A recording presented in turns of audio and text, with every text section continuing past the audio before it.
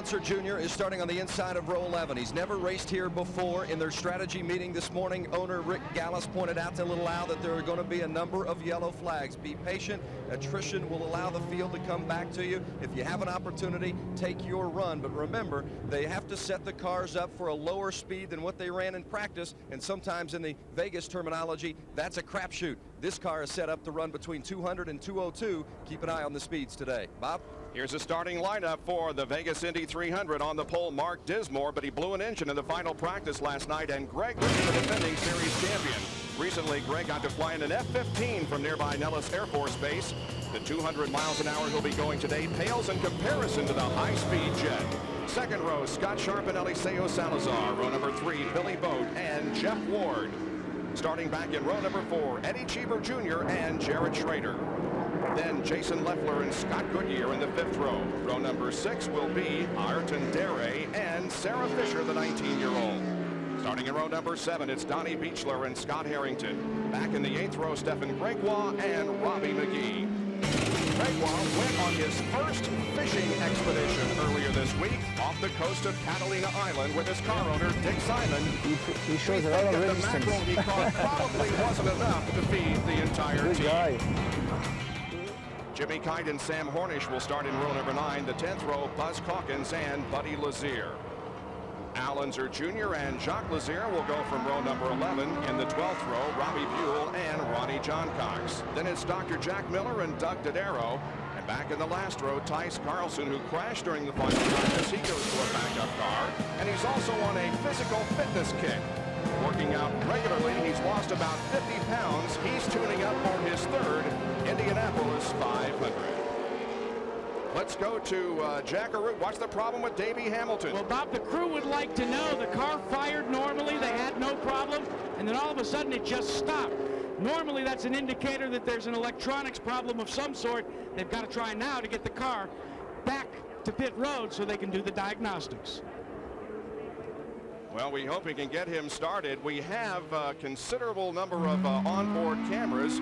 Here's the Stars Encore Tickets.com mount from Al Unser Jr. will be starting back in the 21st position. The Pennzoil Panther, driven by Scott Goodyear, starts in 10th position. We have that camera mounted just ahead of the left rear. Here's a Delphi Automotives machine driven by Scott Sharp. He'll be starting in 3rd position this afternoon. Jeff Ward, the Harris A.J. Foyt car, will start in 6th position. And the pole sitter is Mark Dismore in the OnStar GM Bi-Power Dallara. Again, he has some concern because the car did blow an engine yesterday in final practice, the 2nd one of the day. And Buddy Lazier in the Coors Delta Fawcett car also will have an onboard camera starting back in the 20th position. But Tom, I think it's pretty safe to say that he will be one of the drivers that we will look for early to move up through the field. Well, no question. It's a different car, but they've been happy with the way the other car ran, and we'll just see what happens. He's got to use his head early, though. Back down to Jack Arute. Well, Bob, one problem and one concern for the pole sitter. They changed engines out. You talked about the fact he blew it. They're not quite sure right now because these are the first laps that they've had on this engine. Their race engine went away, and they're very concerned. They're going to have to play it gingerly, Vince Welch, as to what they do at the drop of the green flag.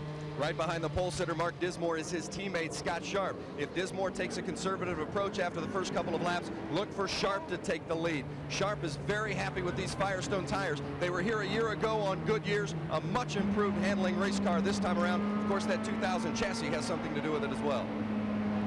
They'll go 208 laps this afternoon, a distance of 312 miles. Sam Schmidt won this race last year. They'll have to have a fuel stop somewhere between laps 40 and 50, Tom, and that means 4 pit stops during this race. Yeah, the crews are going to be a big factor, and it's going to be fun to watch. Well, the teams have been told that they will get the green flag next time around, as Davey Hamilton's car still has not started. It's back on pit road, however, and hopefully they can get that machine going so that he can get into the race. Well, they had electronic problems in practice and couldn't get the thing fired up and missed some of the first part of the practice sessions also, so they haven't solved all their problems yet. Mark Dismore and Greg Ray lead them down.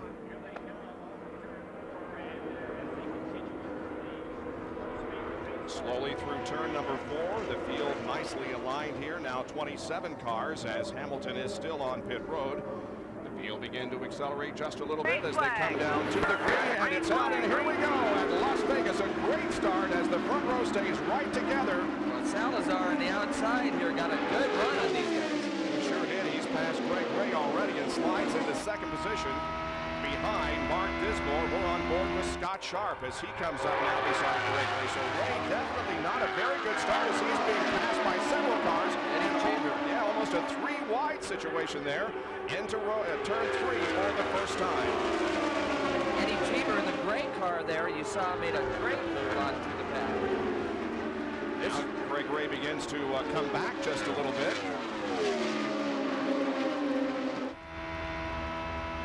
We're on board with Scott Sharp here, riding behind Greg Ray and Eddie Cheever. And already Buddy Lazier is beginning to move up through the traffic, just like he did in Phoenix, starting from the last position and coming on to win. He picked up 7 spots in the first lap of the race. Well, they missed the setup qualifying. Look at Sharp right behind Greg Ray, inside Sharp's car right here. That's Eddie Cheever just up ahead, and Greg Ray in the green and yellow car. These guys maybe don't realize it's a 300-mile race, Bob, because they're really getting after it early here. Well, the officials can tell these drivers, and I don't need to tell you because you won one, to take it easy because it's a long race. But boy, when you get in the car, and especially if your car is working right, it's very difficult to lay back. Here's Eddie Cheever now, moving to the inside of Greg Ray. This is the battle for the 4th position. They're wheel to wheel all the way through the corner and onto the backstretch. Well, they've been having a good duel here for the last 2 or 3 races. Obviously, Eddie in the only Infinity power car, and it's really doing some work out there now. Good battle going on here as up front. Mark Dismore continues to lead by about a full second over Eliseo Salazar in a car in the wall. Turn 4. It is up in turn number 4, and the car's against Stefan Gregoire, and the rear wing has been torn off the car, and there's heavy left side damage. Well, you can see him get the visor up, and he was looking around as the car was going backwards, so indicating he's probably okay, and he was concerned about oncoming traffic. See, the car hit pretty hard in the back. There's nothing left. The wing, the gearbox, all that stuff's gone. Stefan Gregoire driving for Dick Simon, who will celebrate 35 years in racing at the Indianapolis Motor Speedway this year. Gregoire brings out our first caution of the afternoon. They're assisting him out of the car. Considerable amount of damage there to that. Bob, the radio, Stefan Gregoire just radioed into his crew, and he reports that the engine blew. Well, they did change engines and the gearbox in that car just before they qualified, and that resulted in him starting back in 15th position. But obviously something has gone wrong with the car here that resulted in the smack against the 4th turn wall. So we're under caution for the first time here at the Vegas Indy 300. It's Dismore, Salazar, Ward, Ray, and Cheever, the top 5 with 4 laps completed. Cleanup still underway here at Las Vegas Motor Speedway. However, Stefan Gregoire did get out of the car under his own power and walk to the ambulance. Mark Dismore is the leader, and he has about a, well, and under the green, he had about a second advantage on Eliseo Salazar before we went to the caution period. Jack? Well, Bob, remember at the top of the show, we said there was some concern for Dismore for the engine. Well, they've checked it out. They've looked at the telemetry. They radioed to Dismore about a lap before the yellow. You've got the green light to go back to race configuration. Let's go after it. Vince? Richie Simon, crew chief for Stefan Gregoire. You guys had a gearbox input problem. Any relationship to the accident out on the track? I don't think so. We're looking over the data right now in regard to the engine. It's hard to say right now if that's what happened, but we just had reports of smoke at the back, and then a spin. So we either, we got oil on the tires as he went into turn 3 and backed it in. So I think it's two separate incidences, and we'll look into the data for sure, so we'll know for sure. Richie, you guys have been so strong in practice, but you haven't been able to put the results out on the track. You were 8th at Phoenix, but still, I know, disappointing through 3 races. Well, we were 5th in the warm-up yesterday. We went through the whole car last night, and I was pretty confident about our chances today. It's unfortunate for the Mex Mill car, Mex Mill team. You know, we'll just, hey, we're not going to be down. We'll put that thing back together and we'll get them in Indianapolis. That's Richie Simon for Stefan Gregoire's team. Well, next Sunday, hot off his 50th career victory, Jeff Gordon and his Winston Cup competitors will be at the California Speedway for the Napa Auto Farts 500. You can see it live at 2 o'clock Eastern, 11 Pacific here on ABC. By the way, Jeff Gordon is also the defending champion of that race. So Winston Cup racing next Sunday on ABC. Cleanup continues, but we should be going back to green when we return to the Vegas Indy 300. 7 laps complete.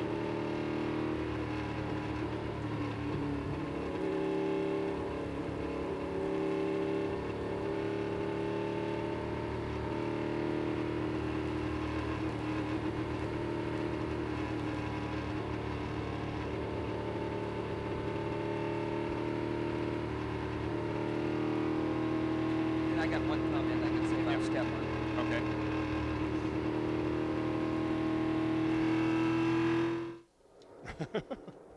Great. Okay. Good.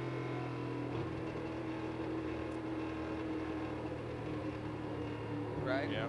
Right.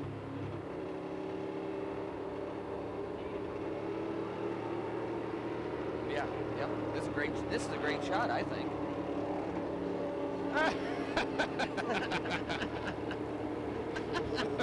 Wow, that's acceptable. Ladies and gentlemen, Ari Lyondike enters the broadcast booth. Big round of applause for the two-time Indy 500 winner. Hi, Ari. Okay.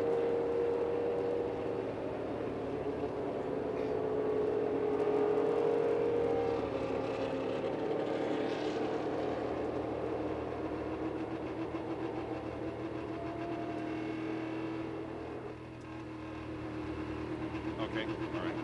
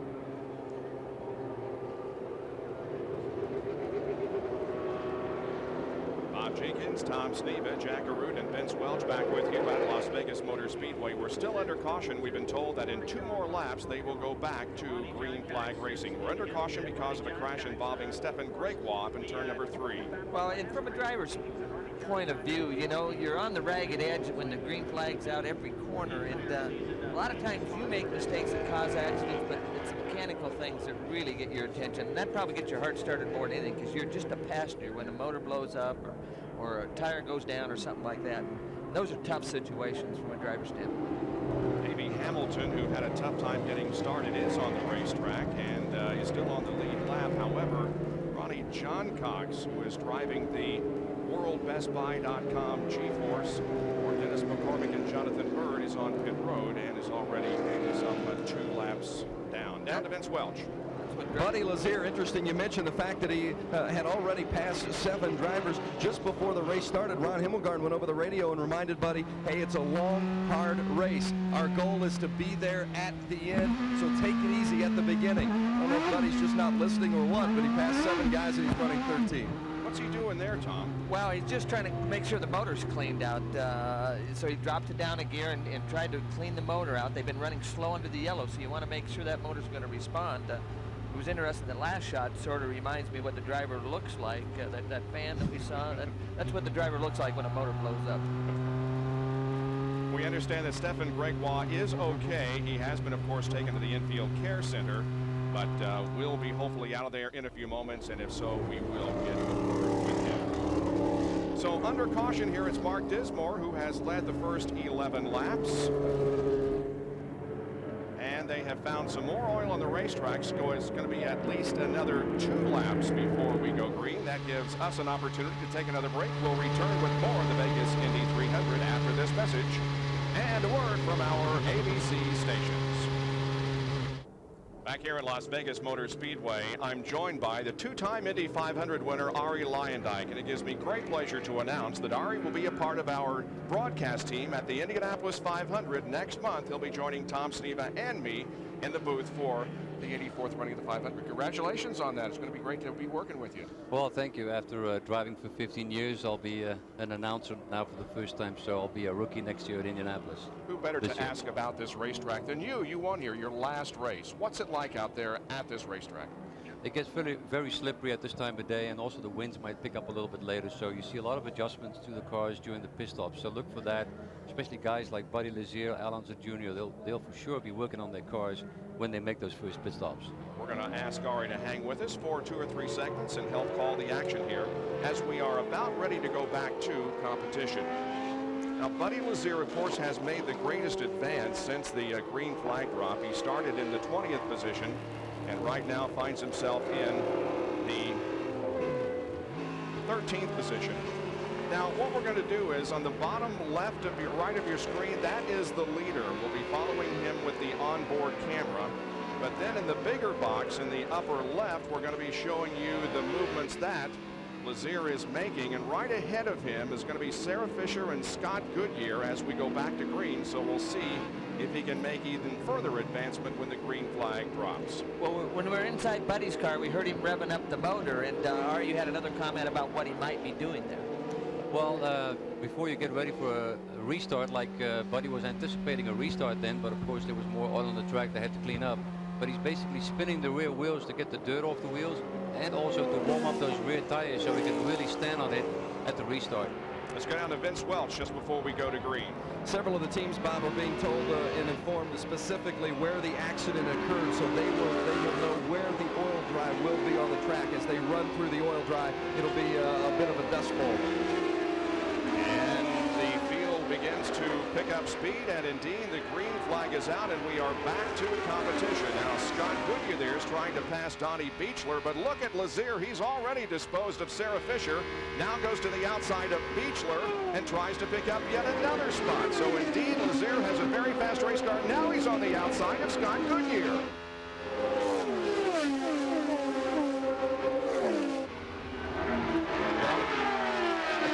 Just like at Phoenix, I mean, he likes the traffic situation. This is really a fun time from a driver's standpoint. Passing cars is what it's all about. The speed isn't what it's all about. It's passing other competition. And you try and take advantage of that situation on the restart where the field is really bunched up together so you can really get a lot of cars in, in a short period of time. You really want to take advantage of a good restart. But now look at Donnie Beechler. He's picked up a spot as now Scott Goodyear begins to lose some positions. That's Fisher in the blue car right behind Scott Goodyear. Ayrton Daré is in the multi-color car behind Sarah Fisher. Well, that's Robbie McGee looking for a way to get around Daré. And as you keep track of the way they're running up in the upper left box, we'll also give you an indication of their car color. You talk about guys passing other cars. Eddie Cheever radioed in just a few moments ago and told his team manager Dick Caron it's much more fun starting in the back than up here. Everybody up in the front is too careful. Cheever likes passing cars from the back, and he is running up toward the front.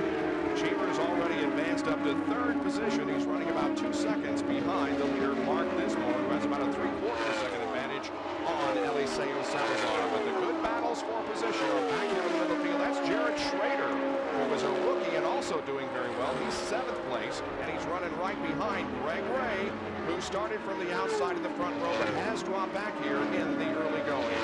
Well, even though it's fun passing cars, I don't ever remember intentionally qualifying slow, so I can start in the back to you. No, but it... Down to Jackaroo, who's with Stefan Gregoire. Well, there you can see on Stefan Gregoire's left foot, the ace bandage, bruised foot. Yeah, I'm very glad I'm okay because it was a big hit. Unfortunately, the engine let go. How much warning did you have? not much. You know, I felt a big vibration. I thought it was the drive shaft bearing, which we had problem with before. And the car span, and I couldn't do anything after that.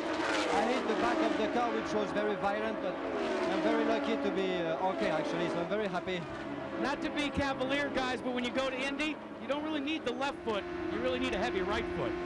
And of course, Gregoire failed to make the field for the Indy 500 last year after a confusing qualifying session, and so he will be looking to start the Indy 500 this year. Well, we're watching this battle here that involves Ward and Sharp. Now back to Greg Ray, who's running 6th, and Jared Schrader, who is in the 7th position. Well, let's check some of the speeds here as they cross the line. Right now, it looks like the 14 car, Sharp. Jeff Ward and Scott Inside Sharp. Oh. You can see him reaching for gears. The onboard camera tells the story. The car is on the apron of the racetrack. Now he's going to pull it completely off the racetrack. And we don't have a caution so far. He's been able to get that car completely off. We're done. I say Comtech has a big problem. He indicated I think Greg contact. Warlock says too. That's an engine problem. Now this is the Kelly team. This is the same team that Mark Dismore, the pole sitters, blown 2 motors. Now this is Scott Sharp. His teammate has already lost the motor during this race. When he referred to contact, that's the engine builder. That's Dr. Jack Miller, who has also come to a stop, and that will necessitate a caution. Well, Dr. Jack Miller in the milk jug car is maybe going to call it quits. Tony Stewart was serving as crew chief on that car, and you can see that Scott Sharp has already abandoned the machine, and as he said on the radio, we are done. Well, you can see the bad breath coming out. That's not a good sign from the motor standpoint. There's Tom Kelly, the owner of the team. So another caution here at Las Vegas Motor Speedway, our 2nd of the day. Mark Dismore, Eliseo Salazar, Cheever, Ward, and Greg Ray.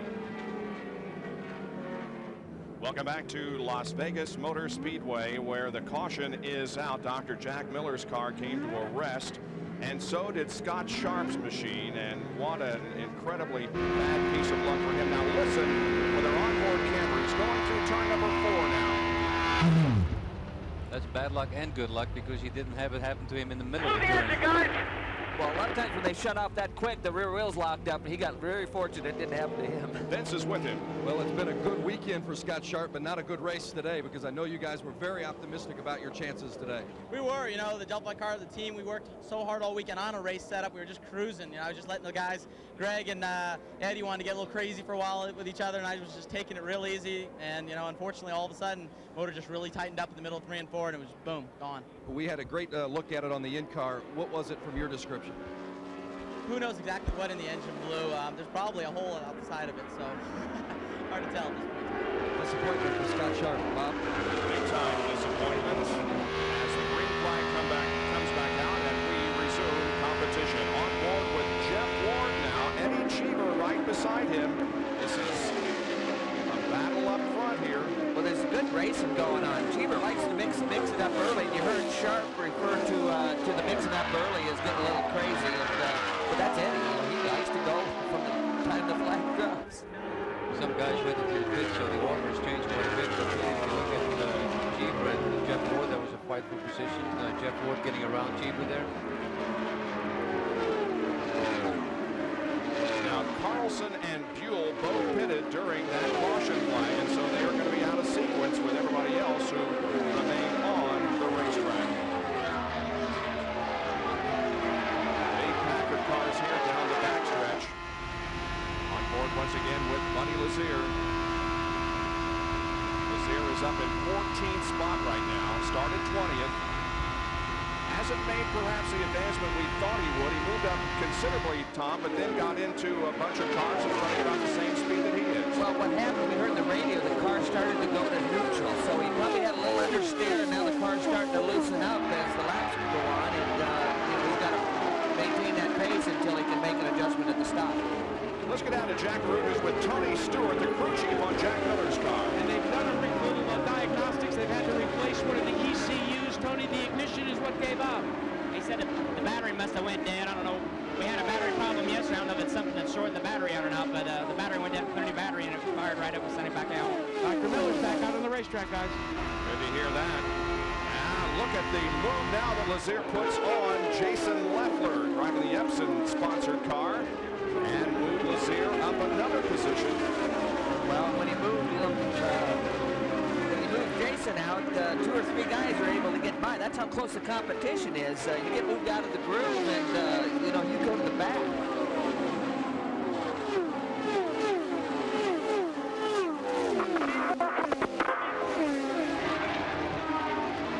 Settling down just a little bit. Last lap, the fastest car on the racetrack was Mark Dismore, running 203 miles an hour. There is Sarah Fisher, who's back in the 14th spot, driving for Walker Racing in the Cummins-sponsored car. Well, she's getting a good education right now. This is valuable time for her in that seat. She's doing a good job.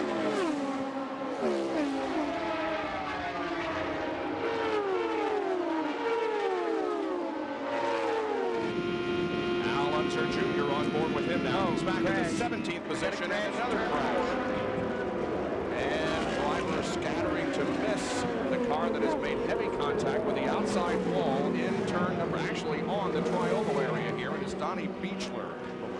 The good news is, again, he is unbuckling quickly and climbing out, but boy, significant contact with the wall there on the left side of the car. Well, the left side hit hard. You can see him, the adrenaline gets him out of the car, and then they start coming to their senses and start feeling some of the pains. Coming into this race, Donnie was in 4th position in the point standings, has gotten off to a very, very good start here in the year 2000, finishing 6th at Orlando and 3rd at Phoenix. But unfortunately, his race is going to end much too soon here at Las Vegas against the 4th turn wall. Well, he was lucky as he came back across the track. There's a lot of traffic there, Bob, but everybody did a great job in missing him. Well, he's down on the grass. The medics and the doctors there asking him how he feels. Let's take a look at the accident from regular speed, our speed shot down in the turn 4 area. Well, you can see him just back into the car, just jumps out from underneath him and hard into the outside wall. As he was spinning, though, you could see something come off the car before he actually hit the wall. That's quite interesting. There's the 38-year-old driver from Springfield, Illinois. Hopefully he's going to be okay. It would appear as if he is. So again, we are under caution, and let's take a look at it once again. Yep. Car sideways. Right there, something is flying off right, the car, you can right see there. That might have contributed to his spin. Down to Donnie Beechler's pit, guys, and they said they had no idea. The car was running along fine. Donnie had not complained about anything with the car, and so they had no indication as to what caused the incident. As you pointed out, something obviously coming off the car didn't help. And now those running up front are coming in for pit stops. Eliseo Salazar on the inside of Mark Dismore. You got an orange arm here. And it's the leader, Bob, that will bring the field down, Mark Dismore. His major concern right now is the push of the car. There you go. Fuel reset. Keeping the revs up.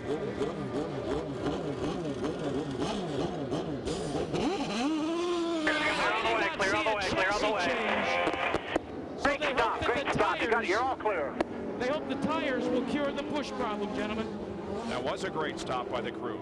Well, it was interesting. Coming in, Salazar actually passed Dismore, and it's interesting that the rev limiter, the pit speed limiters on both cars must be a little different, and I'm surprised that Salazar wasn't concerned about going too fast through that pit. Well, the speed limit is 60 miles an hour on pit road, but Mark Dismore wins the race off pit road. We'll have more in just a moment. Welcome back to Las Vegas Motor Speedway. That piece right there on the left side of the car is what should detach from the car. That's the air hose that lifts the car off the ground during a pit stop. There was an incident on pit road, Jack Arute. And his name is Glenn Wheeler, but we all know him as Packy, and you're the fuel man for Eliseo Salazar. Tell us what happened. I really don't know, Jack. I pulled out, and the next thing I know, I think it was either air hose or the fuel wand was stuck in there, or the air vent was stuck in the car. Came slapping back and hit me here on the forearm. About all I know, it knocked me down, kind of wrapped me up like a snake. About all I can tell you. we could see on, as you showed, Bob, that it was indeed the air jack that lifts things up to kind of slap back right here in the left arm. Let's go back to you. Let's hope he's okay. Let's take a look at a pit summary. Mark Dismore lost 4 positions there. Eliseo Salazar, he had to come in that second time and get that piece off the car, so he's dropped 15 spots. Ward lost 4, Cheever 2, and Greg Ray moved up 4 positions because he did not pit. Billy Boat did not pit. Robbie Buell and Tice Carlson pitted earlier during a caution, so they are the top 4 as we go back to green with Mark Dismore, who was leading, running in the 5th position. Well, Billy Boat, the white car, got a big jump on Greg Ray on that restart, but couldn't quite pull the pass off. They're really happy with the Billy Boat car, guys. They've not come in, as you mentioned, to take an advantage of a pit stop because they're not yet in the fuel window. They can go at least another 25 laps without having to stop for fuel, and the car is perfect. Interesting here is that Robbie Buell did pit on the first yellow, so he's a little bit out of sequence with most of the cars out there. Now we'll see if Mark Dismore can be as strong as he was before we had the caution. He's back in the 4th position, about 2 seconds behind Greg Ray, the leader. But look at him close in quickly on that slower traffic. That is Buell. He's going to the inside. Good job. And Davey Hamilton. Well, he got a good run on him. Those guys were pushing the air out of the way for him, so he's able to really get some momentum going and just drop down below him and go by. If you're keeping track of where they're running up in the upper left box, the colors that we show you on their number coordinates with the car on the racetrack. So in other words, Davey Hamilton running an orange car, and Dr. Jack Miller's car is mostly white. At Las Vegas Motor Speedway, here is Eddie Cheever trying to pick up 4th position from Robbie Buell, but unable to do so. We're at Las Vegas Motor Speedway for the Vegas Indy 300. Bob Jenkins, Tom Sneva, Ari Lyondike, Vince Welch, and Jack Arute with the action. And we are 42 laps into this 208-lap race. Well, Jeff Ward in the white and purple car, when Eddie couldn't quite make the pass, he had to roll up the throttle a little bit and gave Ward a chance to really close up from behind. We understand that the infield care center reports to us that Donnie Beechler is fine. No injuries. That is very good news. There is Jeff Ward to the inside of Robbie Buell. And Ward now goes to the 5th position. Cheever looks like he's on the move again. He got held up a little bit by Buell, but once he was able to clear him, he's going towards the front. Tom, in the recent pit stop, Cheever took a turn of front wing. He has made the maximum adjustments to his front and rear roll bars. And another problem with Cheever in the pits, he does not have the pit speed limiter working. So they've got to be very careful not to speed in the pit area and be penalized. That happens a lot, Vince. You know, they have controls in the car. They've got the sway bars they can go back and forth with, but a lot of times they run out of adjustment, so they need that pit stop to be able to change the aerodynamics of the car and make a bigger adjustment to catch the problem. And here's a guy I've been keeping an eye on. Salazar started on the restart 17th. He's already up to 11th. He's also a guy on the move, and he's going to work his way up to the front. He had a good car in the beginning, and the car is still good after this pit stop. That is Jared Schrader just ahead of him. Schrader running in 10th and Salazar in 11th spot. Salazar, former winner here, so he likes this racetrack. He talked about how flat it is, and it's really a driver's racetrack. As you know, it's one of the flatter, high-bank, high-speed tracks that we run. So the car always feels, because of the bank not being that bank, the car always feels like it's kind of floating through the turns, and you always kind of have to hustle a little bit with the car. Salazar just lost a position there to Robbie McGee. We're on board with Jeff Ward once again, as he has put himself in the 5th position, but the top 5 are running very, very close together. Mark Dismore there has moved back up to 3rd spot, and we're on board with him. That is Billy Boat up ahead, running in 2nd position. Well, you saw on board... outside, he's trying outside, looking outside. Dismore was able to drop below the line in the corner, so he's able to drive that car about anywhere. Looking outside. We're down to the inside of Eddie Cheever in the excited home Dodge.com sponsored car. Close there. Whoa, very close, but Ward got the job Ward's done. ahead of Cheever right behind you. Well, that ought to excite you at home, I tell you. Well, there again, Cheever couldn't quite make the pass, lost a little bit of momentum, and Jeff Ward is right there. I mean, it doesn't take long to get past or to pass, but you know, these races are very hard to win because the cars are so equal that that's why they're running so hard from the get-go. They don't want to lose track position. very important. Well, and as you know, the motors are a little smaller this year, so if you have to roll out of the throttle, it takes a little bit more time to get them back up to speed. Tomorrow, ABC Sports continues its coverage of the NHL Stanley Cup playoffs with conference quarterfinal action. Game 6, St. Louis at San Jose. Live tomorrow at 3 Eastern, 12 Pacific on ABC, home of the Stanley Cup. For more, log on to abcsports.com, part of Go Network. Again, the top 5 right there down the back straightaway, led by Greg Ray in the green car. And Tom, one of the things that Greg Ray and Thomas Knapp, as crew chief, like right now is the race pace. They've looked at the last 4 or 5 laps that Ray has set, and they went to Ray and said, hey, that's the pace we want. Now just settle in. And the pace is, they're running about 198-mile-an-hour laps. You know, they qualified 207 or 8, and, you know, they're down almost 10 miles an hour over what they qualified at. Tom, the fastest car on the racetrack right now is that gray-colored car on the right of your screen. That is Eddie Cheever. He ran a lap in excess of 200 miles an hour, while everybody else, as you said, running in the 197, 198, 199 range. Yeah, that's true, but he is running in about, you know, 4th or 5th there in the group, and he's picking up quite a nice draft. That's how he is able to have a faster lap time, but he's not really going faster. Clear on 2. Good job, Rick. Great job. Dismore down low in the red, white, and black car got a good run in that group of cars. And Ray ahead. This is Jeff Ward on the outside. You heard him have to lift just a little bit, and he killed some of his momentum on that pass. And Eddie Cheever picks up another position, too. So now Dismore has moved to second. On Dare, you say him shoot up through there again when Ward got hesitated just an ounce and gave the guys from behind a chance to get a run on. Ayrton Dare, the rookie, doing an excellent job. This is the USAcredit.com G-Force. And he has moved up now to the 6th position.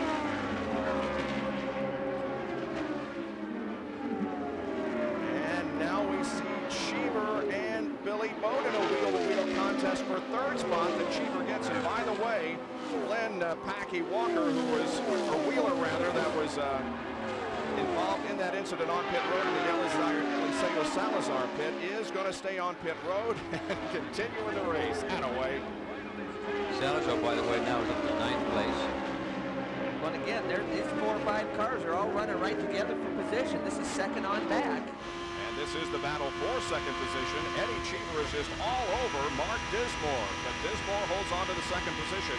Mark is running about 2.5 seconds behind the leader, Greg Ray. So while all this battling has been going on for position behind him, Greg Ray has put quite a bit of racetrack between himself and the rest of the field. Ben Welch, meanwhile, is with Donnie Beechler.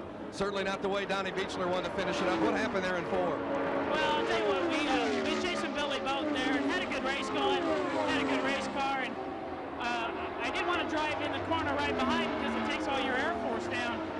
So I moved down just a little bit, and I hadn't been that low on the track all day, and I hit a bump, I think, and it turned the car sideways. And it's unfortunate because we did have a good car, and we're up in the points, so we got a new one back at the shop. We'll go to Indy and see what happens. Forward to seeing you at the 500. Donnie Beechler. If you were with us on our Indy Racing Today show on ESPN2, you heard Tom Sneva talk exactly about those bumps down in turn 4. Yeah, again, they're not a factor when you're by yourself, but when you get in traffic situations, you got to move the car around to avoid trouble, and sometimes it gets you in trouble. Right? Probably when he went down there, hit the bumps, the front wings actually came in contact with the road, and just put a lot of downforce on the front end of the car that made the car spin around. And that's why we could have seen flying off the car there, right. As you pointed out, just before he hit the wall.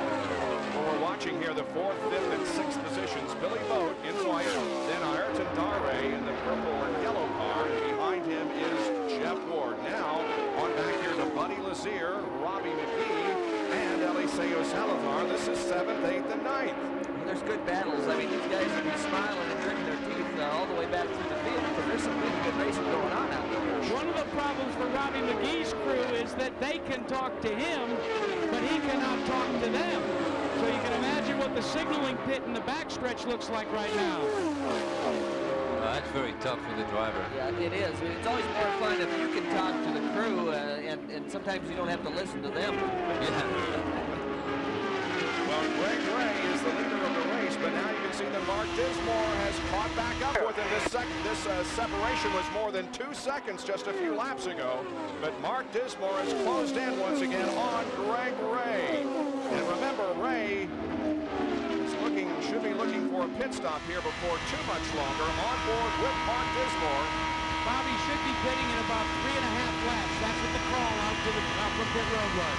Yeah, I'm not sure about their strategy right now because it's going to be very fortunate if they catch a yellow, and it doesn't look like it's going to happen. So I think Ray's in a little bit of trouble. The question mark with Dismore, they've had motor problems, and half his team's already gone, so they've got to be crossing their fingers a little bit on the motor side. And this really shows you how strong Mark Dismore is running. He's running on a car with a lot more fuel in it than Greg Ray, but he catches up to him and is about to take the lead before Greg Ray is going to make a green lap pit stop. And if he has to make a green lap pit stop here, I think it's going to be all over for Greg Ray. Well, and not only that, you know, Dismore's got to be running the thing pretty conservative, worried about the engine situation. He's probably running a lot of fuel through it, and maybe not the RPMs that he'd like to run, and he still has caught the leader. Close behind on Cheevers.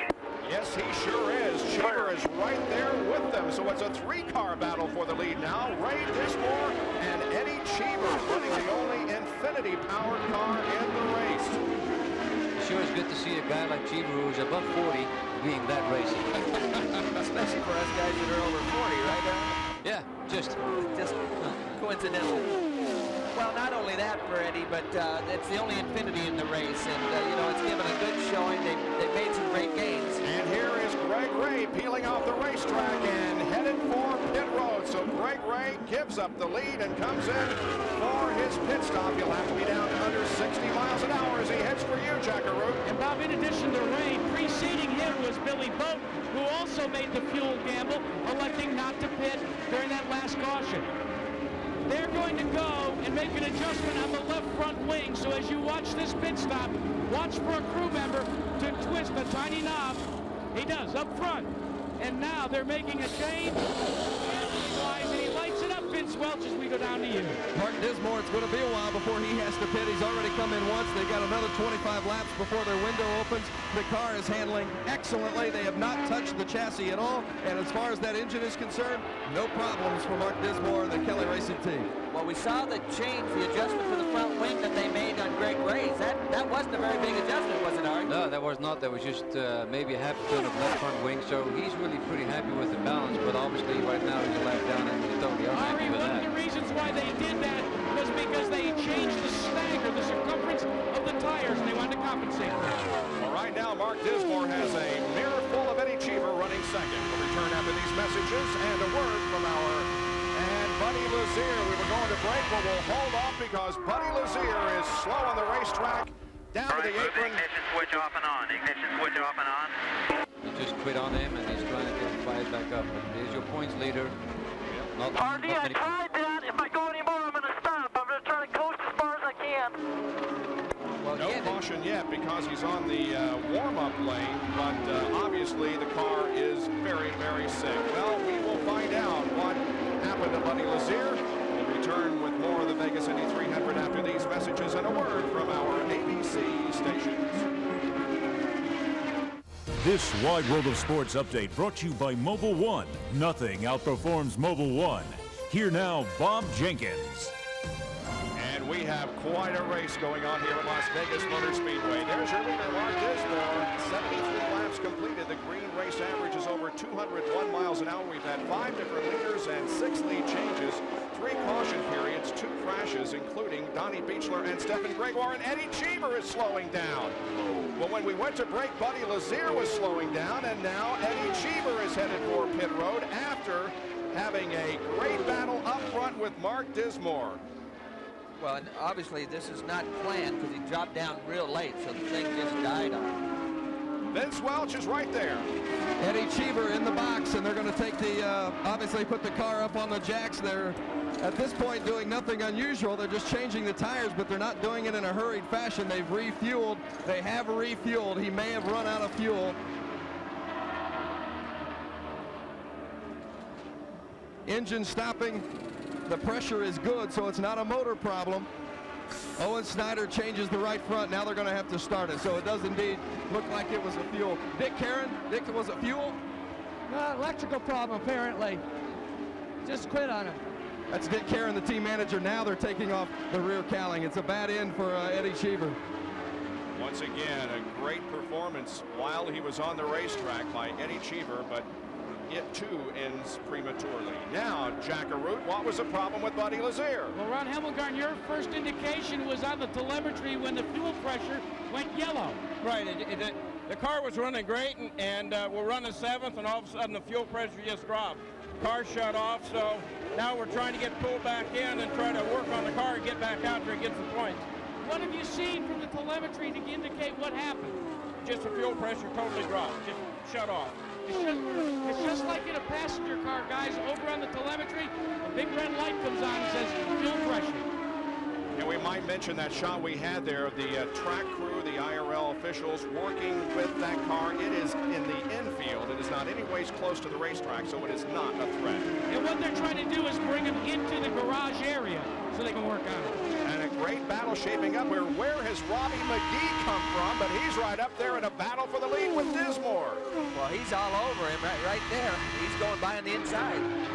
There's that Treadway car working really good here. Last year, Sam Smith won the race. The year before, I won the race for Treadway Racing. And now is Robbie McGee leading the race for Treadway Racing right there. The Ball.com Energizer G-Force by Robbie McGee has gone to the front, and Dismore seems to be slowing down here as Ayrton Daré has just taken second from Mark.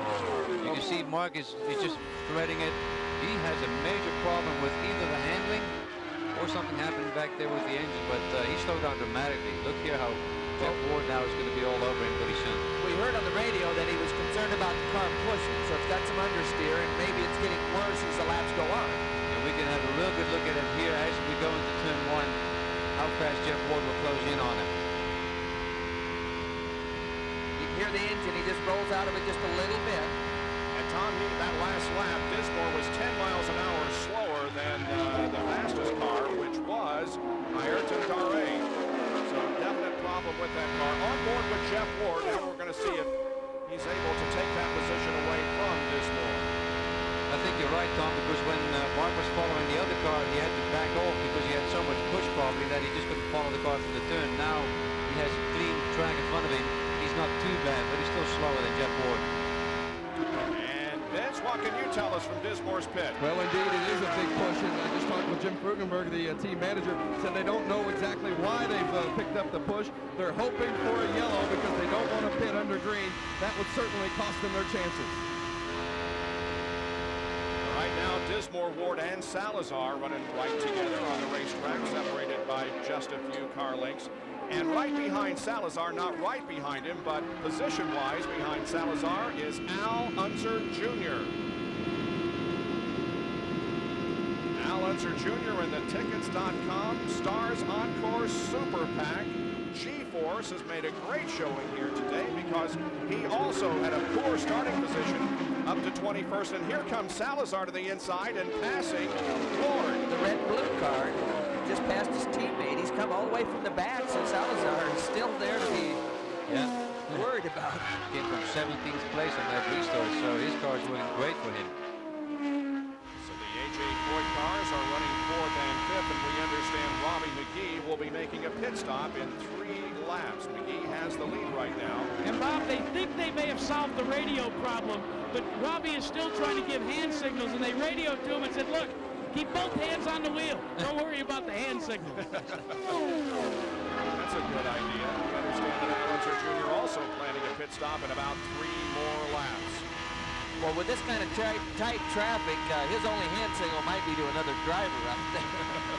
And you can hear Dismore get on and off the throttle. He's coping with that understeer, with that push condition. And the only way to get rid of that is to have to get out of the throttle. You cannot keep your foot in it. It will just make it worse. So he's battling that right now, and he's hoping to get yellow.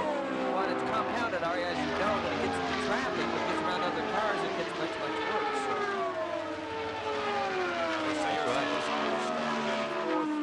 Drop back to 12th, and now here is Al Unser Jr. coming down for the pit stop. Bob, they're not going to change a thing on the car. The chassis is working nicely. They're just going to give him fuel and tires. Little Al had not run this car in traffic this weekend. That was one of their concerns. That was one of their concerns heading into the race, is that he had not run in traffic, but obviously the car is handling nicely. Their strategy today, be on the lead lap and within striking distance at the end, and they are indeed on the lead lap and within striking distance after a flawless pit stop. Now Robbie McGee comes in for a stop, and right behind him is Arton Dare. So two drive running first and second give up those positions to come down pit road. And Bob, they are separated, Dare and McGee, by one open pit. So this will be fascinating. It'll be kind of like a face-off in the home. And Jeff Ward has a problem down the backstretch. I don't know whether he crashed or whether he just has a problem. Yeah, but he hit the wall with the right front is all askew, and the right rear is wobbling. And probably the right rear too. That's where the smoke came from. Yep, there he's got that deflated tire. Well, he's being, he is able to drive the car back to pit road if it's going to run that long. He's down on the warm-up lane right now, but the caution flag is out for the 4th time this afternoon, and it kind of gives us a breather, but it's an unfortunate situation for those who were on pit road or who just pitted. Well, and it's really going to help some, because some of the guys hadn't pitted yet. They were all scheduled to come in shortly. Now there is Jeff Ward. You can see that right front is in the shade, and the right rear is also flat, and he will stop the car just shy of the entrance to pit road. Well, this is really going to help Mark Dismore, who I just said was hoping for a yellow, and here he has. He's got it. Up the next lap. Well, again, when most of his closest competition had to stop under the green, this is a big break for Mark. Jacker. Let's go ahead and do that right now. Let's give the jacker a pump and see. Let's take a look at what happened to Jeff Ward. He's on the outside there, off turn 2. He's in the marbles. Again, he just gets up off the groove just an ounce. He gets in the loose stuff, and then you're a passenger. Hope you don't hit too hard. Guys, Craig Baranowski from the A.J. Foyt team just told me that they were going to pit in 3 laps because the car had been so loose, so he just couldn't hold on to it. Actually, in that screen, we saw that Salazar was just below him, and maybe Salazar made a pass on him right there. He couldn't get it down into the groove, and ended up in the gray, and that was it. Well, and you know how that is. If you got a loose race car, you're afraid to turn it very much. You know, you're on your tiptoes, and with the other cars around him, take a little more air off that rear wing, and a tough situation. Jeff Ward stays on board. Here's what happened from his perspective.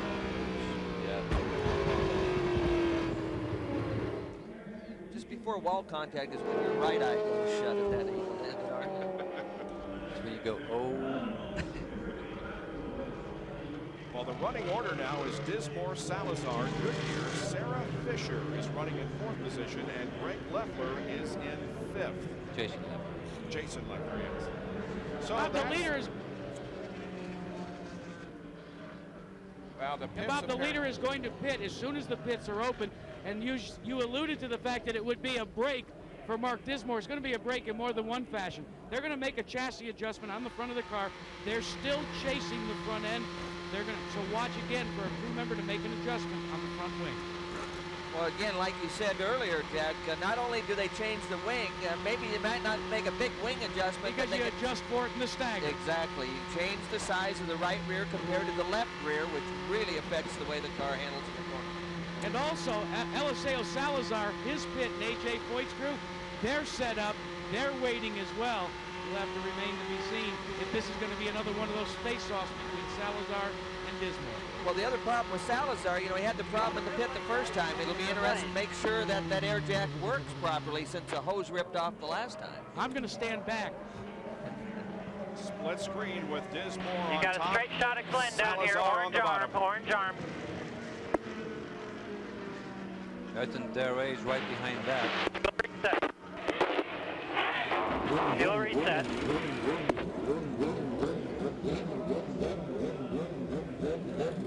Have a clear shot out. You're going to have a clear shot out here. And they make the adjustment. Go, go, go. Watch your pit speed, pit speed, pit speed. Wow. Salazar a little bit slow getting through that pit stop. Dismore had a great stop.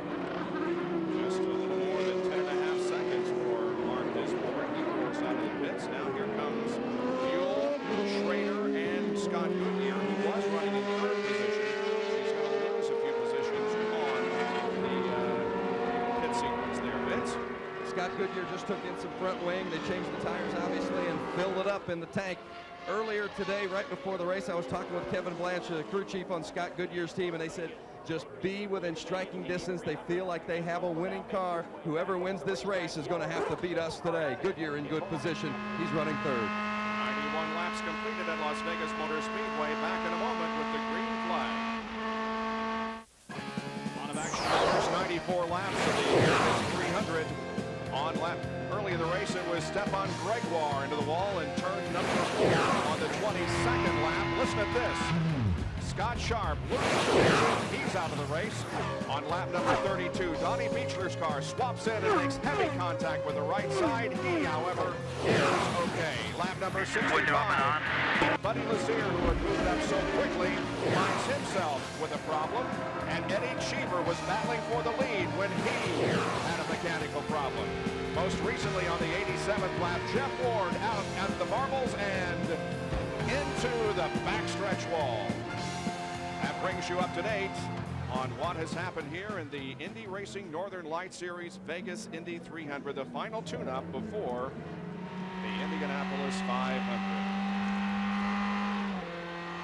And by the way, we'll have all the action for you on Sunday, May 28th at 11 o'clock. The 84th running of the greatest spectacle in racing. Of course, Juan Montoya and Jimmy Vassar from the Kart Series are coming over to join the Northern Light Indy Racing Series, and it should be one of the most exciting Indy 500s in recent memory. Well, there you can see that not a great deal changed. In fact, nothing changed among the top 5 on those pit stops. Back down to the pit area.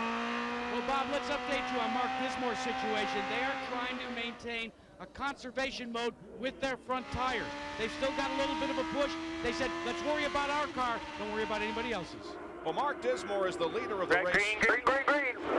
However, he is in the middle of the pack. Now, we've got 4 drivers, Robbie McGee, Greg Gray, Alonso Jr., and Ayrton Dare, who are at the tail end of the lead lap. They are ahead of Dismore, and of course, will try to stay there. Alessio Salazar challenges Dismore, and look at this. Traffic jam. Oh, Robbie McGee is forced up into the marbles, but I think he's slipped it. Very close there. Wheel banging going on down the backstretch. There's Robbie Buell going around the outside, and these guys are having fun. Well, that's Greg Ray, who's got stuck on the pit stop situation. He just got a lap down right there. He will go a lap down. As Dismore and Salazar battle it out for the lead, and Salazar has the advantage right now. Well, there's some great stuff going on here. It's hard to watch all this at one time. I mean, there's some action. And there is Davey Hamilton dropping down on the apron of the racetrack as the action continues on the speedway itself. And by the way, Eliseo Salazar is leading the first laps of the Indy Racing Northern Light Series since he won here in October of 1997. Robbie Buell is the picture up there. He's got the little race as well. Just got about Alonso Jr. And Robbie Buell is now in 7th place. Bob, AJ Boyd told Eliseo Salazar to be cool. They said, we can win this thing. Play it cool. You're one of the fastest cars, and we got to use that speed and are cool to win it.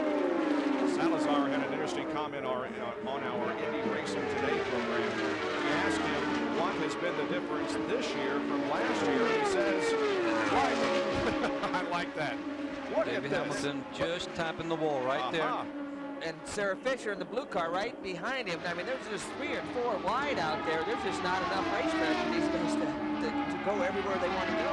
Salazar in Clean Racetrack has separated himself by about a second and a half now. He comes up on an Ayrton Dare, who is running in 6th position, but is on again the tail end of the lead lap. There's a second separation between 1st and 2nd spot. And Scott Goodyear there in the Pennzoil Panther car, the yellow car, is running in 3rd position. Bob, a very scary incident on Scott Goodyear's last pit stop. Some methanol splashed into the helmet of the fueler, Shane Davey. They had a little bit of a problem with the hookup nozzle, and as you know, if the methanol starts flying around in the pit box, everybody's jumping. But Shane Davey had the water washed out in his eyes, and he's going to get back in the groove here. Even with a wet fire suit, he's not going to take it off. He's going to stay in and take care of Goodyear in the pits. Well, you saw Goodyear get right up behind Little Al, but he had to roll out of the throttle. You can see how much space he lost. He just had to roll out of the throttle a little bit because he caught him in the wrong spot. He picked up quite a bit of push, and he had to get in and out of the throttle, and he lost so much ground to him, and that just shows you if you don't push in traffic, you're really going to be hooked up around here. Well, how about this young lady from Ohio, 19 years old, Sarah Fisher, driving for Derek Walker Racing, Cummins sponsorship on the car. She is in 4th position, and right behind her is Jason Leffler, another rookie in the series. And Bob, Derek Walker is counseling his gal on fuel conservation. You know how many times have we seen Walker try to stretch fuel mileage? Right now, he likes what he sees on the telemetry. He's told Sarah to be very deliberate and very careful. They would like to finish this race with one more stop. Well, I can remember several races in Derek Walker's career that he has used this very strategy to get his driver in the winner's circle. And we are at the halfway point. 104 laps completed and 104 laps to go as Eliseo Salazar right now has a 2.5-second lead on Mark Dismore, a 4.5-second lead on Scott Goodyear. Fisher and Leffler complete the top 5. More from Las Vegas in a moment.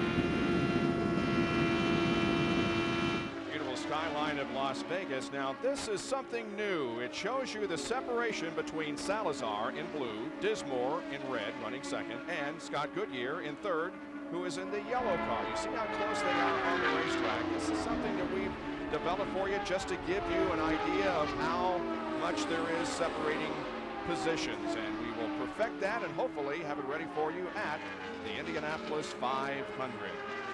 Well, there is Ayrton Darray right ahead of Eliseo Salazar, and of those 4 cars that were on the tail end of the lead lap when we went green, he is the only one that's been able to stay on the lead lap, as Ray and Unser and McGee have all lost a lap. Down to Jackaroo. And Davey Hamilton and his free INET car have been parked for the day. What happened? Yeah, we just got up a little bit high. We tried to pass. I think it was Jock was there. I guess the spotter didn't tell him I was there and got in the marbles, but it's been a tough day. We didn't even get started off with had some electronical problems, I guess, and just trying to stay out of the way, but ended short. Davey, your day's not over though. Nah, I gotta go try to win a race. I'm gonna get on the plane to go to Tucson and race a sprint car tonight for Bob Consani, so I'm on my way to the airport. This guy never quits, guys. And he won a USAC sanctioned race not too long ago at Irwindale, a USAC Western sprint car feature on the first day of April. So Davey Hamilton is willing to race anything, anywhere. Let's take a look at the speeds here as they cross the line. Salazar quick, Scott Goodyear second quick of the top 3 so far. And look at this, Sarah Fisher with a lap of 195 is second quick that lap. How about that? She's doing a great job. No question about that. I'm not sure, Jack, that our question of the week, you know, there was a diesel in it. That Cummins diesel is running pretty good right now with Sarah Fisher. There she is. Just 19 years of age, looking forward to Indianapolis. It'll be interesting to see how she does. By the way, she recently won one of the Rich Vogler Memorial Scholarship Awards, $1,000, and she will use it to attend an Indiana college and study mechanical engineering. Well, and she's got, I mean, she carries a pretty good grade average. I think she feels like she's way too smart to be a racer. Watch with the car, the ball. We need a bit more speed, a bit more speed. Watch with the car. That's Derek Walker talking to his driver. She and Jason Leffler have been in a pretty good contest, and for a while Leffler had gone into 4th position, but now Fisher is back in the 4th spot. Right now, everybody's really settled in. There's not really much going on as far as fights, but we still have 91 laps to go, which is a long way. So we just got past the halfway mark, and let's get into Jackaroo, who's with Jeff Ward. So much promise for the Harris team, and now so much disappointment. It was tough. We had a really good car the whole time out, and you know, we got a little loose there in traffic towards the end, so we kind of backed up with some lappers, but would have made an adjustment. It was only like 2 laps to go before the pit, and I was going outside Alseo and knew I wasn't going to have them. I just didn't want to lift on the straightaway. And just the back end stepped out for what reason, we don't know yet, and then I saved it and hit the wall. Jeff, what about track conditions out there right now? They feel good. The car was perfect the whole time. It's, you know, I don't know, it looks like some of the cars at the end of the run are getting loose, but that has a tendency here, but our car was working great, so that was unfortunate. He's got to feel pretty good. He's on the team that won last year's Indianapolis 500. There indeed is Eliseo Salazar putting another lap on Jacques Lazier in the Miles of Hope Truselli racing car. Well, the real battle is going on right behind that. Greg Brace trying to get his lap back. He's closing on Salazar, trying to get the lap back. Again, he lost the lap because of pit strategy. He pitted under the green, and that hurt him. Here is Doug Dodaro and the Mid-America Freight Dallara slowing down on the racetrack and on the apron as he comes in. And we understand that Eddie Cheever's back on the track. We will return with more of the Vegas Indy 300 from Las Vegas Motor Speedway after this message and a word from our ABC stations. This Wide World of Sports update brought to you by Mobile One. Nothing outperforms Mobile One. Here now, Bob Jenkins. We are just past the halfway point of the Vegas Indy 300 here at Las Vegas Motor Speedway. We did go caution because of Doug Dodaro, who stalled on the track. The action right now is on pit road. Here's Vince Welch. The leader, Eliseo Salazar, in the pits. They are not going to adjust the chassis. That gives you an indication of how smoothly the car is running. Just fuel and tires for Salazar. It's a smooth stop, and away he goes.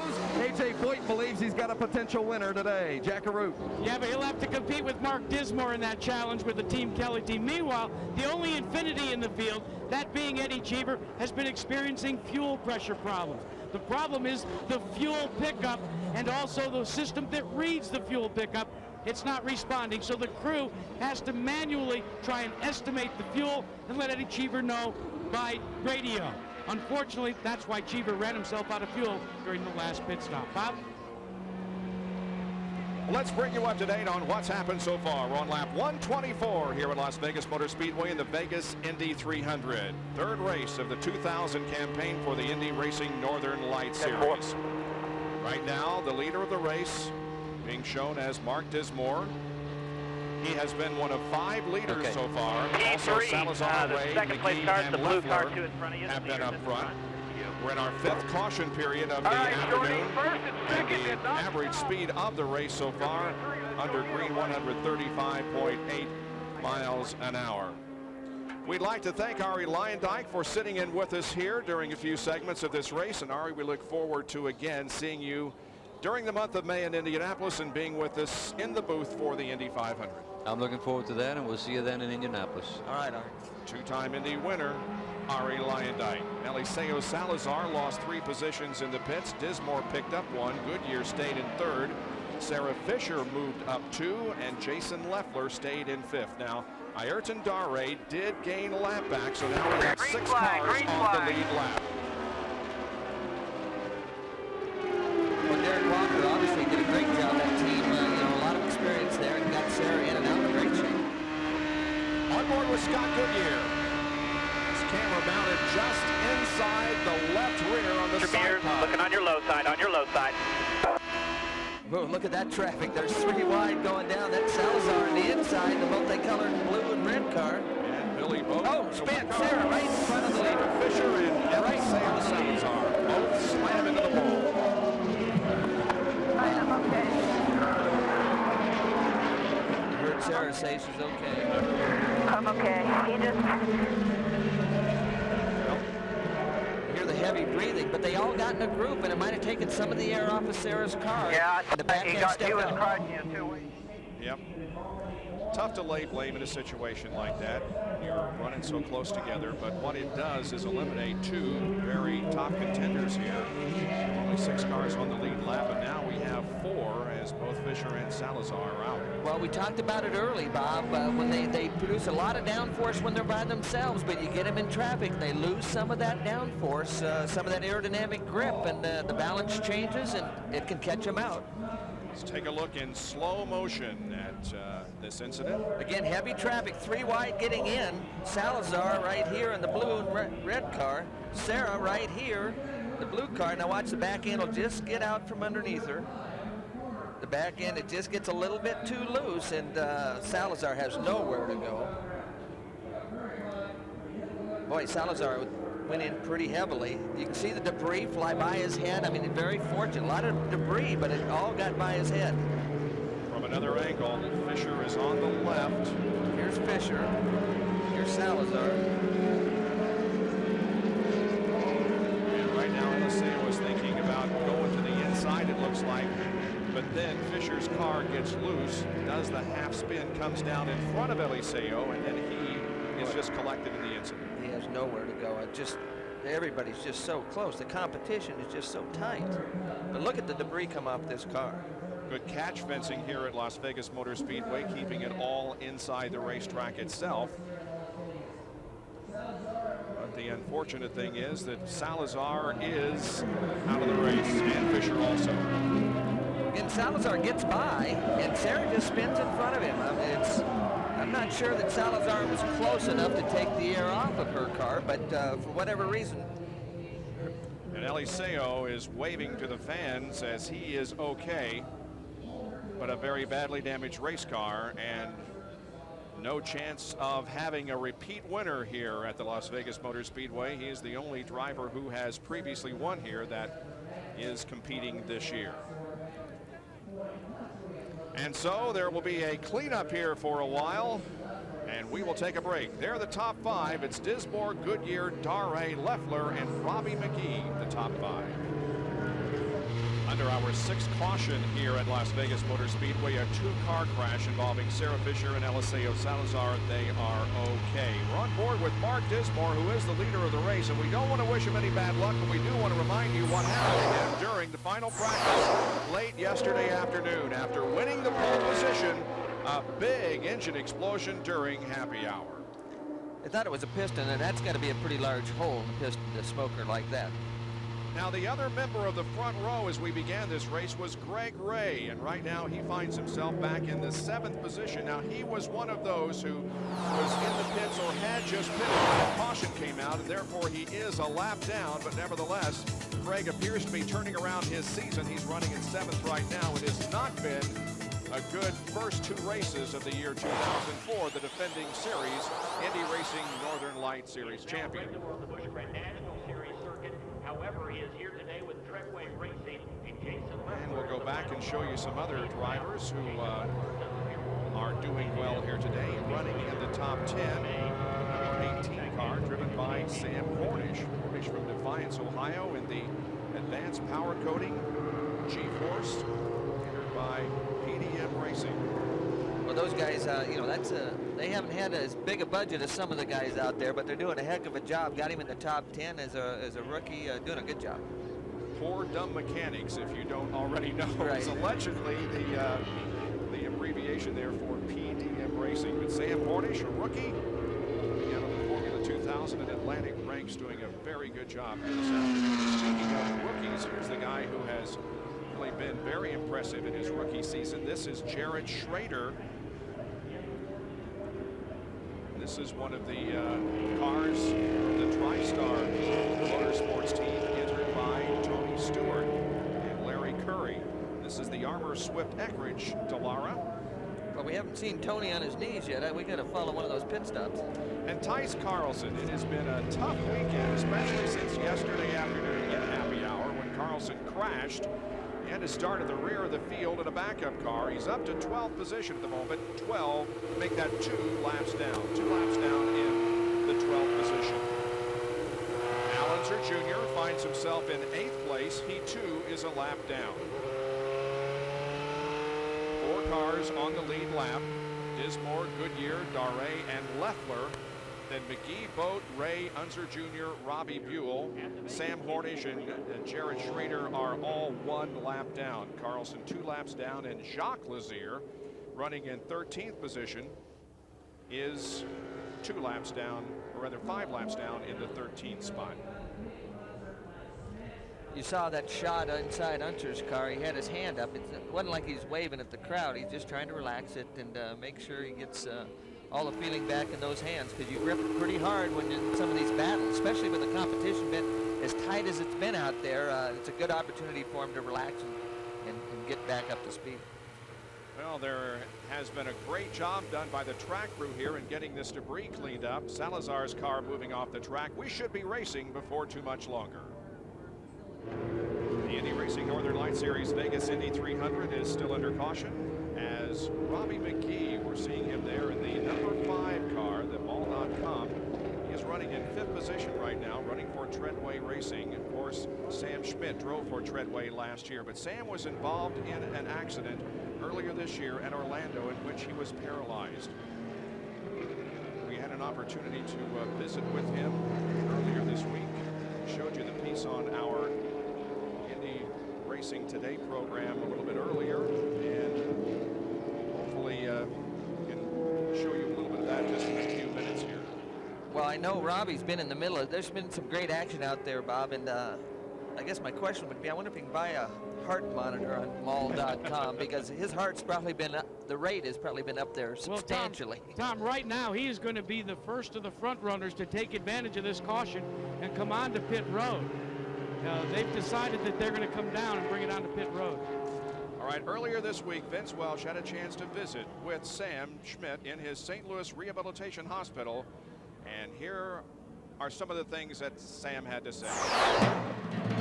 If I were talking to all the fans out there, I would say, you know, we're a lot better shape than we were when we came in here, and I feel really good about the progress.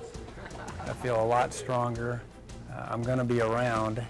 I'm not quite sure what condition I'm going to be in around, but we still think we can walk out of this deal, and that I really do appreciate the cards and letters. And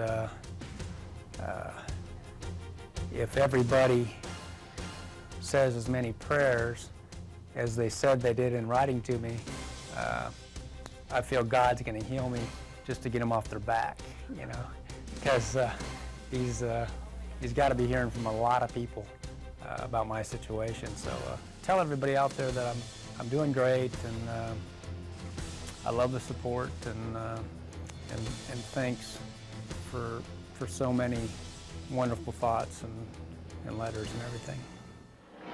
Sam, we think about you a lot and hope that you too will be able to rehabilitate well and get back to the racetrack just as soon as possible walking here.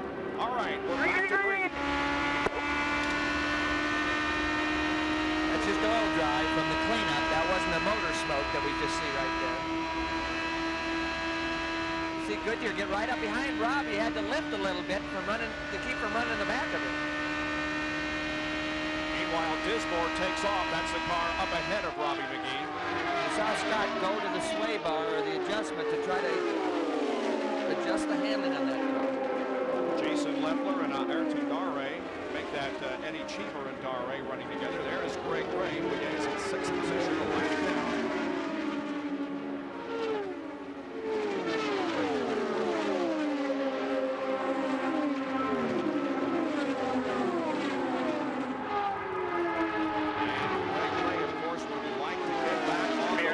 Underneath, just still there, clear. And Gray goes by Scott Goodyear, but he's still got a long way to go before he catches up to Dismore. And then, of course, we would have to have a caution to be able to get up through the, right on the leader once again.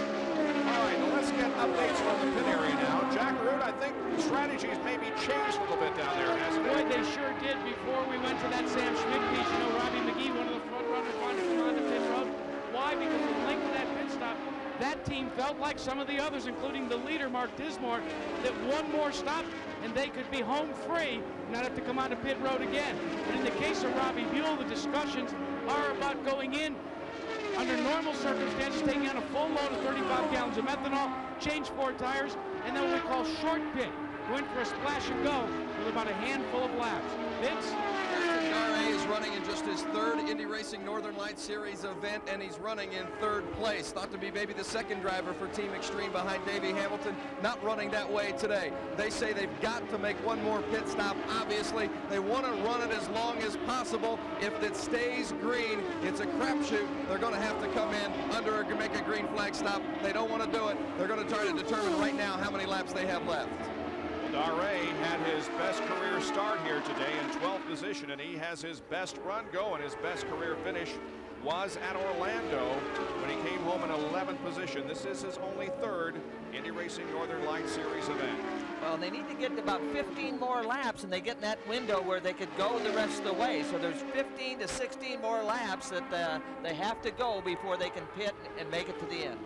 Here is Greg Ray coming up on Robbie McGee. Both of these cars are not on the lead lap, but they are battling for position.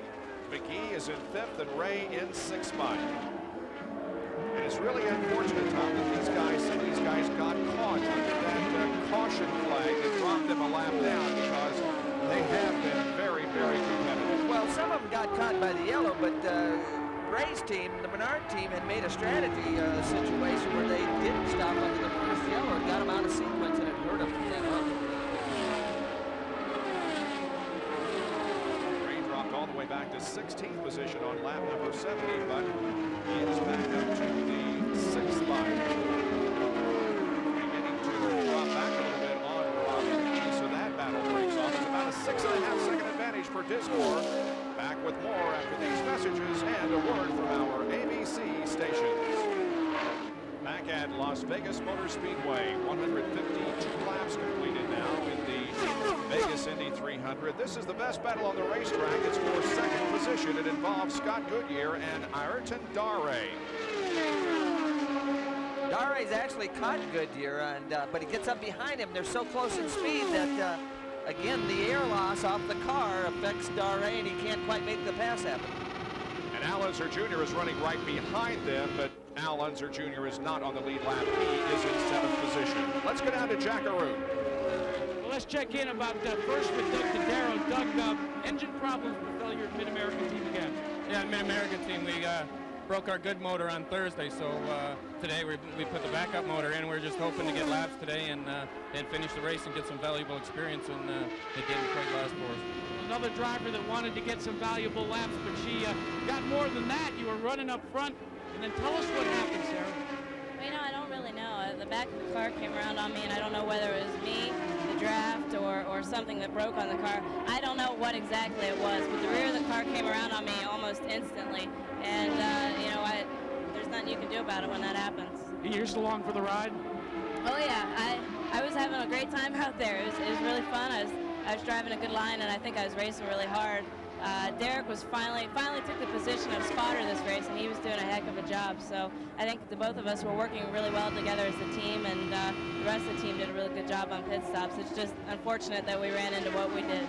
We say that this is important race-wise because it builds momentum for Indy. What about for the Cummins Diesel team? Well, you know, I think that we're going to have to make some decisions now, and we're just going to see where it goes. But, you know, we're going to be prepared regardless. These guys are really good, and they know what they're doing, and we're going to be... Well, what sort of decisions are you talking about? Oh, we're just going to make decisions on how to rebuild the car and in which manner to rebuild it, and which way we're going to go with that. Okay. She had that right foot firmly planted on the throttle today.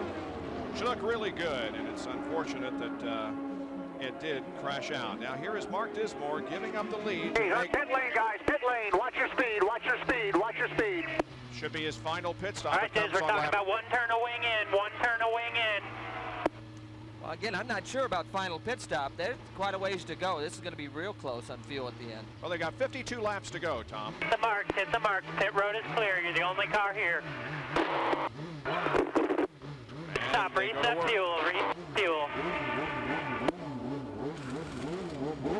Get that thing full. Let's get it full, guys. They put two turns of wing. You're the only car here. Pit speed. Guys, they put 2 turns of wing in Dismore's car. Obviously, they were trying to hold out for the green flag, for the yellow flag, didn't get it.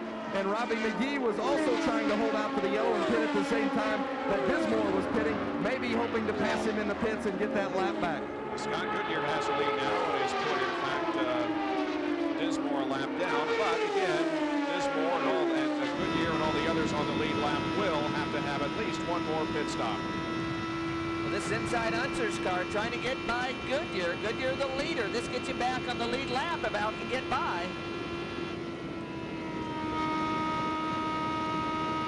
Good job underneath. Dare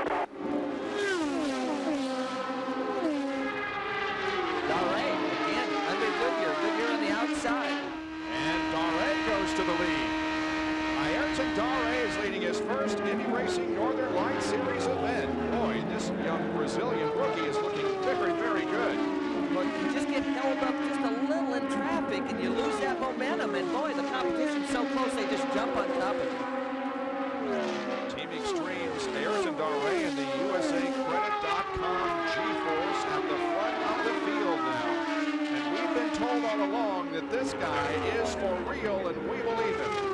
Jack Arute is with Eliseo Salazar. And Eliseo is showing the wounds from a big-time crash. What happened to your knees, Eliseo? Well, I was getting ready to pass, Sarah Fisher, and she spun in front of me, and I was, half a yard in front of her. She said that she didn't want to do powder puff racing, but honestly, I think that's what she should do. She's not prepared to run here. Every time she's on the track, she crashes. This time we had the quickest car. We came all the way from the back, and this is serious stuff. This is not for her. But let's go back to the question I asked about your knees. What happened? Well, I banged both knees, pretty badly on the steering column, but fortunately, it's just, they are swollen, but they are not broken, so we'll be in good shape for Indianapolis. Just a big shame for AJ Foy Racing. We were the class of the field today, and it would have been great, to be a repeat winner here, but I guess it wasn't meant to be. Sometimes the passion, guys, will really get to you. Who can forget what Eliseo Salazar did when he was new to the Indianapolis Motor Speedway? Well, and I'd have to... Salazar is a little hard on Sarah. That was a little bit uncalled for. Sarah had been doing a good job out there, and she'd been racing her heart out. And so I don't know if I agree with his version of the deal, but obviously he got caught up in the accident and can't be as objective as he'd like to be, probably. Well, we now have Greg Ray and Al Unser Jr. both back on the lead lap. They've been able to pass Ayrton Daré, and so it's Daré, Goodyear, Leffler, Ray, and Unser on the lead lap. And Sam Hornish is doing a great job in the 6th position. Well, that's 3 rookies in the top 6. That's not too bad. Talking about Ayrton Daré and letting Al Unser Jr. get by him, guys. Daré had been warned from the IRL officials for chopping earlier in the race. It happened a second time and then was just told a moment ago, if you chop again, you're going to get a black flag. Certainly would be a costly mistake at lap 164. Not something that you want to do to the leader. And here is a guy who has just been doing an outstanding performance. This is Jason Leffler, who has been on the lead lap all day. He is running in 3rd position, about 13.25 seconds behind the leader, Daré. This gentleman, of course, from the Busch Series Grand National Division. He's a regular for the Joe Gibbs team in that series, but he brings an incredible amount of short track racing to the Indy Racing Northern Lights Series in the United States Auto Club pitches. And Bob, don't forget, Jason Leffler ran a Busch Series race right at this Las Vegas Motor Speedway, and we asked him if it would make a difference. He said he actually learned a lot about the racetrack that he's been able to apply today. Well, here's the guy that Jason is looking forward to. Scott Goodyear, who is running in 2nd position. The separation is about 6.5 seconds between 1st and 2nd. Well, you can see his hands. Some people have been pushing out there, but he's not moving the steering wheel very much. Let's watch him down in this next corner. If he was pushing, this right hand would go all the way over to here. Now, he's not turning that wheel very far at all, so I'm saying the car's probably a little bit loose on him, Bob. That's why he's not able to use more throttle.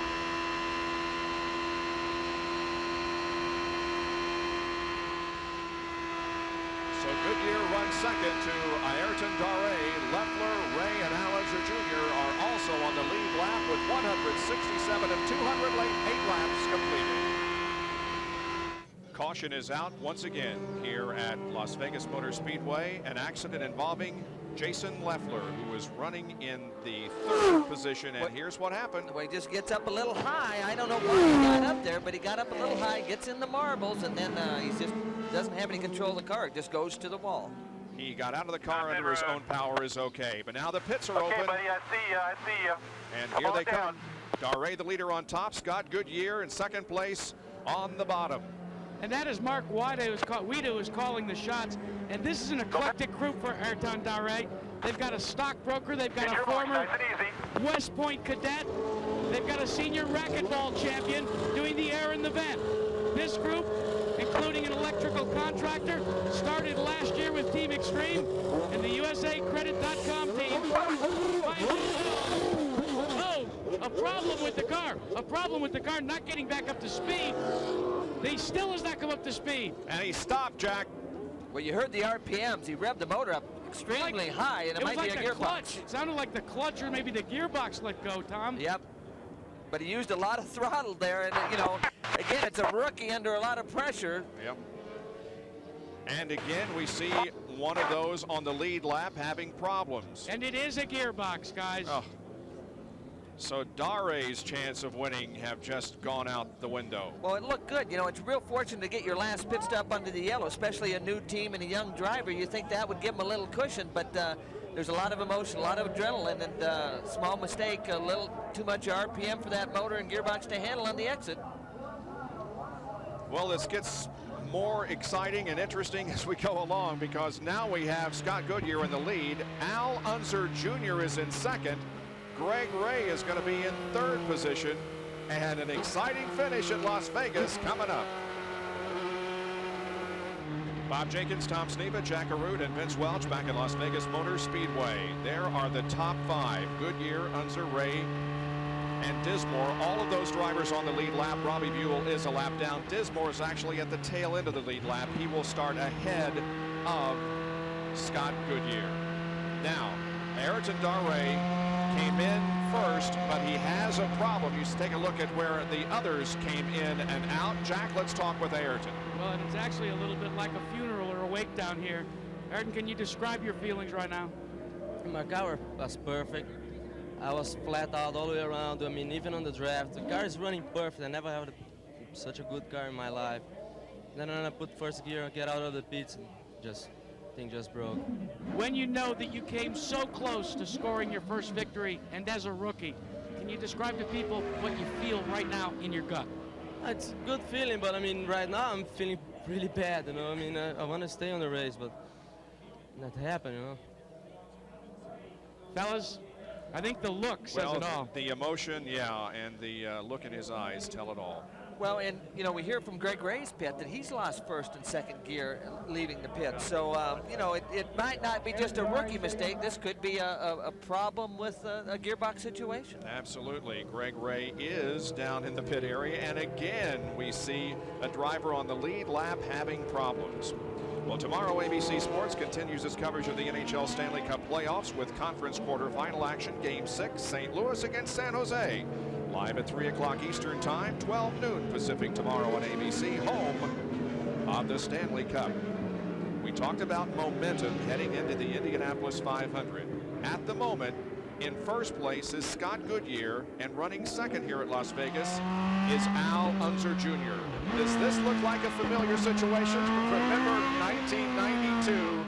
Here it is as Al Unser Jr. led Scott Goodyear off turn number 4. They came down. Goodyear made a move at the very end.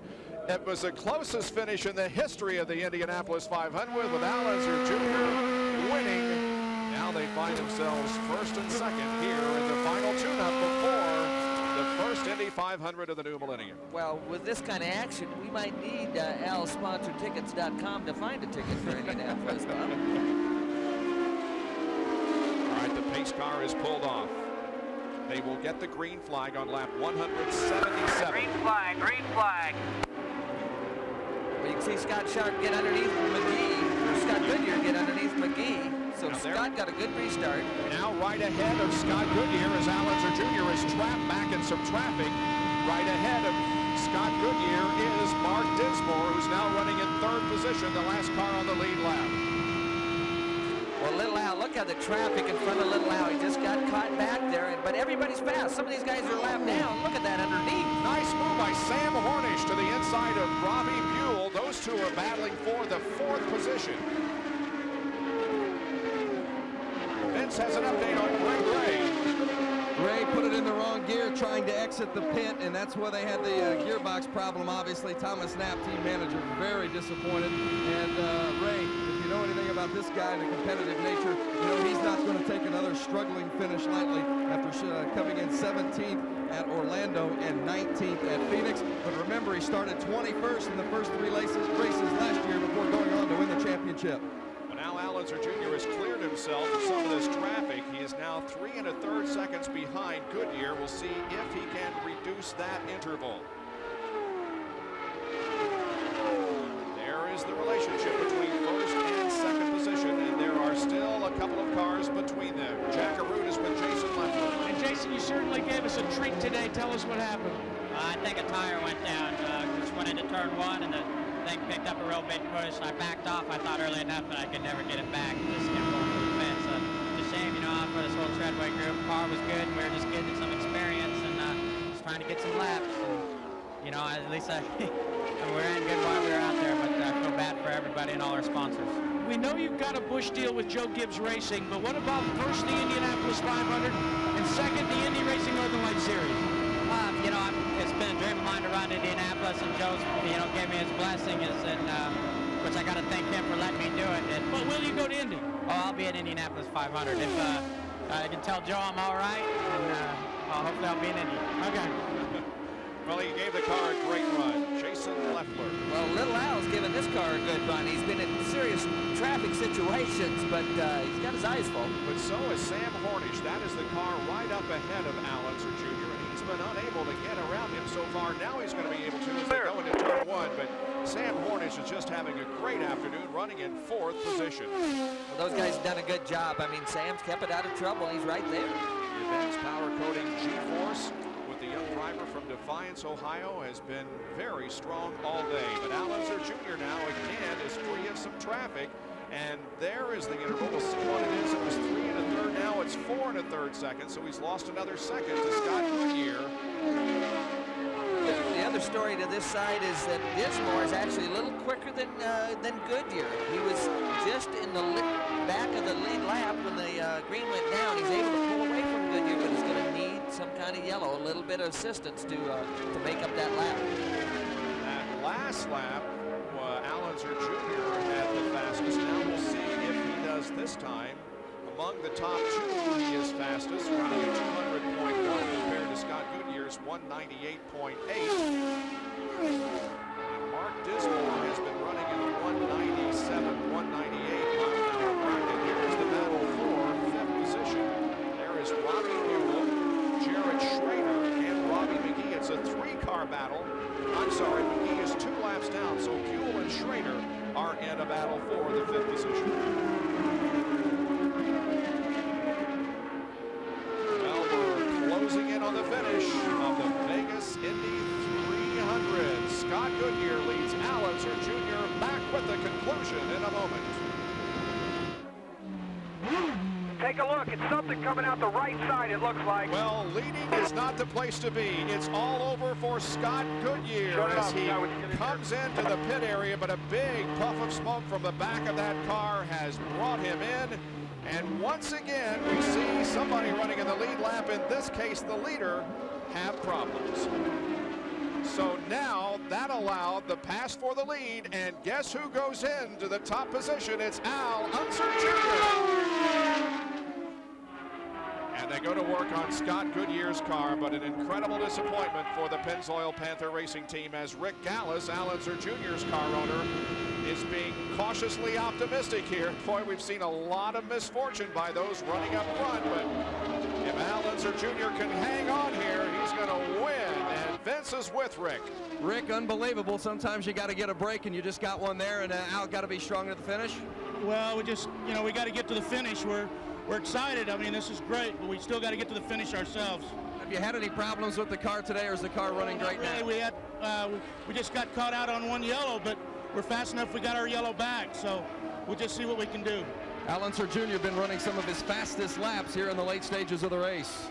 Racing is often getting breaks and taking breaks, and Al Unser took a break at Phoenix, but maybe getting one here today. Well, reliability was a problem at Phoenix for this team, so we'll just have to wait and see. We've got a few laps left.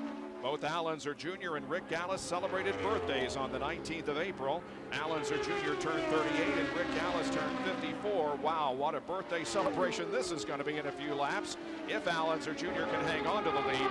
And Bob, think about this. Now all of a sudden the decision that Al Unser Jr. made with Rick Gallis yesterday to withdraw their primary car after they qualified it so miserably, and to take an untested, untried car right out of the trailer and put it in the field, maybe paying them dividends. And it seems as if you want to have problems during qualifying and start back in the 20s for an Indy Racing Northern Lights Series event. The winner in Orlando, Robbie Buell, started 22nd. Buddy Lazier started 26th at Phoenix, and Al Unser Jr. started 21st here today. Well, remember, Lazier took an untried car that hadn't had a lap on the racetrack and started it in Phoenix and won the race. Here, Unser does virtually the same thing. Scott Goodyear sits patiently but hopelessly in the pit area as the race continues, and Al Unser Jr. comes down to complete another lap, and there are 12 to go. Jack? Well, we're going to check. John Barnes and the rest of the Pennzoil Panther crew have been troubleshooting to see if they can find out what the problem is. No, it's just there's some oil on the right side pod. We can't really see what it is. We're trying to figure it out. Well, what they're going to do is, they're going to button it back up, send them back out because there's just a handful of laps to go, and see if they can log some laps before the black flag begins. Well, going into this race last year, Scott Goodyear was in the points lead in the Indy Racing Northern Lights Series, so indeed, getting out there and getting as many points as possible may be valuable later on in the year. Well, how about Sam Harnish right behind Al Unser? Again, he's a lap down, but he's actually a little quicker than Al right now, trying to get that lap back. Harnish has had a great run, so has Robbie Buell and Jared Schrader. Here's the battle for 4th position. These two have been running together on the racetrack for many, many laps. Robbie McGee is behind them, but he is 2 laps down in the 6th position. Oak Carlson, Ray, and Jacques Lazier, who we haven't talked very much about, but Jacques Lazier is running in 10th position. Lazier broke his back, of course, at Orlando, missed Phoenix, and is hoping that he can duplicate what his brother did, that is racing to a victory at the Indianapolis 500 with a broken back. Well, again, Robbie's done a great job. I didn't qualify that well, struggled with the car, but we're able to adjust it during the race, and he's got it up front. The other thing is Dismore is pulling away, but again, he's going to need a yellow or some kind of help. He's not enough faster to make up that kind of time with 9 laps to go. Yeah, Mark Dismore is the only other car now on the lead lap with Al Unser Jr. and he is 17 1/3 seconds behind, and Jared Schrader goes for 4th and gets it. Schrader picks up 4th position from Robbie Buell. Again, still heavy traffic. Guys, you can't fall asleep out there. You got to pay attention. You're on the edge all the time, and little mistakes cause big problems. So you just got to be on toes. The Armour Swift Eckridge Dallara, driven by Jared Schrader. That car owned by Tony Stewart, Larry Curry, and Indycar, TriStar Motorsports. And Bob, they had some problems before qualifying. They couldn't figure out why all of a sudden Schrader could flat-foot it all the way around the racetrack, and they were going slow. And it was just by happenstance that they noticed that one of the bolts that holds the air cleaners on, it actually sheared off, and it shifted all of the air intakes away, so that in essence, they were getting air not into the intake, but out the backside of the race car. Robbie Buell continues to run in 5th position, as now we are less than 6 laps from the finish of this race. Well, the question is, as Buell comes down to complete lap 202, can Al Unser Jr. hang on to the lead and pull off the victory here this afternoon in his 3rd Indy Racing Northern Light Series start? 5 to go. 5 laps to go. Use your head out there.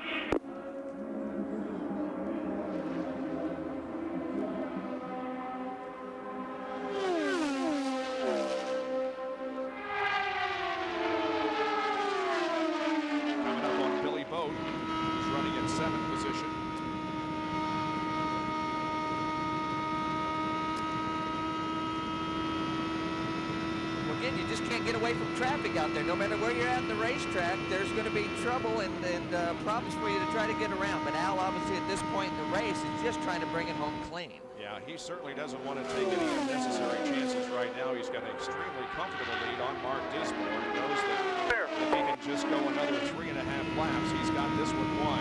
Dismore 18.5 seconds back of Al Unser Jr. now. Greg Ray is right behind Jr. as they come down to complete another lap, but Ray is in 9th position, 5 laps down. Again, had that gearbox trouble and spent some time in the pits. He finished 25th at Orlando, finished 9th at Phoenix, getting caught in the pits under a caution. Led 22 laps at Phoenix, finished in the 9th position, but Al Unser Jr. is about 3 miles away now from his his first victory in the Indy Racing Northern Light Series. Vic and Tina Gallus are holding on to each other. This ends a long drought for the Gallus Racing team. It's been since 1993 since they made their way to victory lane. Today's win, if it would happen in the final couple of laps, would be victory number 20 for Gallus. He'll be coming down for the white flag next time around. You talk about momentum coming into Indianapolis. Al Unser Jr. has missed so much running the Indianapolis 500, has not done so white flag, since the Al, split. white flag. And now Al Unser Jr., it appears, is going to carry the momentum into the 84th running of the Indianapolis 500, and he will be sky high heading to Indy. Well, we know what Indianapolis means to the Unser family, and this is going to be fun to go to Indy this way. He said after winning one of his 2 Indy 500s that Indianapolis is life to me. Al Unser Jr. in his third start in the Indy Racing Northern Light Series wins the Las Vegas Indy 300.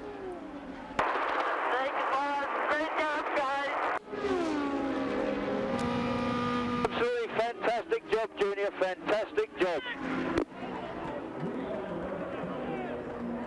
Al Unser Jr. wins at Las Vegas. Boys, let's go to victory lane. He finished 12.5 seconds ahead of Mark Dismore. Sam Hornish, a great run, finishes third. Jared Schrader is fourth. See, Junior, Robbie they Buell don't fifth. put their pants on one leg at a time. Go. Al Unser Jr. only led 20 laps of this race, but nevertheless, he led the most important one. Mark Dismore led the most. Go down to the 90, and Eliseo Salazar, who crashed out, led 28. Greg Ray led 27 laps. And so Al Unser Jr. now heads toward victory lane for the first time in his Indy Racing Northern Light Series career. The Tickets.com Stars Encore Super PAC is about to visit victory lane. There are the top 10 finishers. Jacques Lazier gets a top 10 finish here at Las Vegas. Finishing just outside the top 10, Eddie Cheever, Scott Goodyear dropped back to 12th. And you see the results of the rest of the field. Stefan Gregoire crashing out. Jack?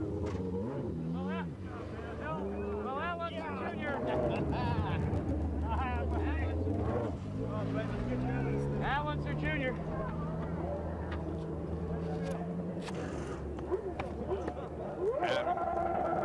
Having difficulty with Jack Arut's microphone. And Al Unser Jr. emerges.